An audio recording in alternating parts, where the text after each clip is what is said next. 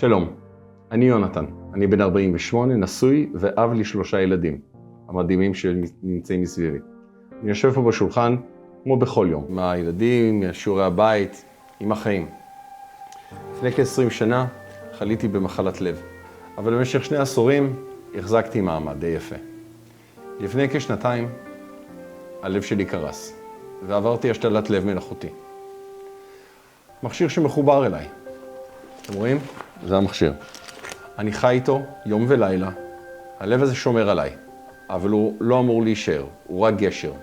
ועכשיו אני בקצה הגשר. אני נמצא כבר 2 ברשימת המועמדים להשתלת לב בישראל, אך לא נמצא תורם מתאים. אבל יש בשורה משמחת. לאחר התייעצות עם הרופאים שלי ועם גורמי המקצוע, הוחלט לעבור להשתלת לב וכליה בארצות הברית.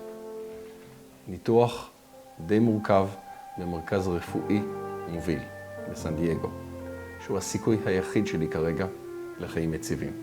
העלויות עצומות, הרבה מעבר למה שאנחנו כמשפחה יכולים לשאת. גם אחרי כל העזרה והעזרה העצומה מהמדינה וקופות החולים. אז אני כאן, ליד השולחן שלנו, לא מביים כלום. פשוט מבקש, תעזרו לי להישאר פה. להישאר בחיים, להמשיך להיות אבא, להיות בן זוג, לחיות.